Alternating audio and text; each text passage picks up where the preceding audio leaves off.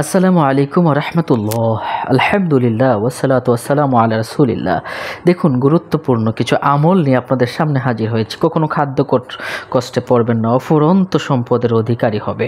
আসুন এই বিষয়টা আমরা জেনে নেই। ঘরের চার কোণায় লাগালে কি হয়, ফু দিলে কি হয়, এই বিষয়টা আমরা একটু জেনে নেব। আসুন, যে ব্যক্তি সর্বদা ইয়া রব ইয়া রব এই সিমটি জিকির করবে, রিজিকের জন্য তার আর কখনো চিন্তা করতে হবে না। সে অফুরন্ত সম্পদের অধিকারী হবে। সুবহানাল্লাহি ওয়া বিহামদিহি, সুবহানাল্লাহিল আযীম।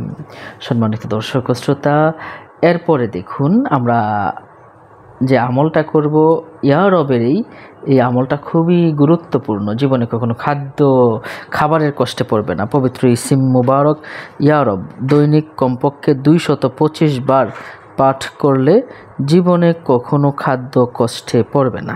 অর্থাৎ সে কখনো, অনেকেই আছে না অভুক্ত থাকে, তারা সেই রকম কোনো কষ্টে পড়বে না ইনশাআল্লাহ। সম্মানিত দর্শক ও শ্রোতা, দেখুন আজ আপনাদেরকে একটি বিষয় জানাচ্ছি যে এই যে আপনারা আংটিটা এখানে দেখবেন, এই আংটিটা নাম হলো ফিরোজা।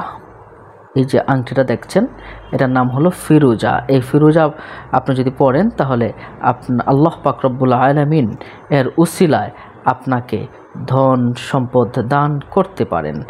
আংটি যে দিবেন বিষয়টা এমন নয়, আংটির মাঝে কিছু শক্তি আল্লাহ পাক দিয়ে দিতে পারেন।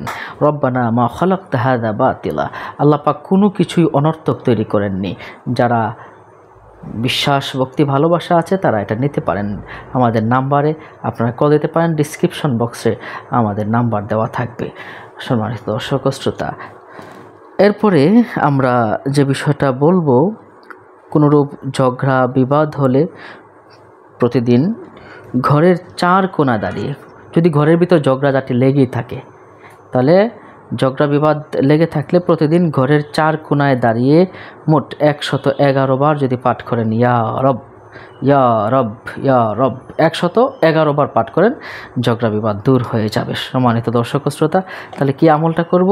ইয়া রব এই আমলটা করব। যাবার আগে বলে রাখি, আমাদের কাছে আপনারা বিভিন্ন ধরনের 1 নম্বর পাথরগুলো পেতে পারেন, সৌন্দর্যের জন্য পড়তে পারেন। যেমন আমাদের কাছে আছে এই যে ঘুমেদ, আমাদের কাছে নীলা আছে এবং আকিক পাথরও রয়েছে। তো আপনাদের পছন্দ অনুযায়ী আপনারা এগুলো ব্যবহার করতে পারেন।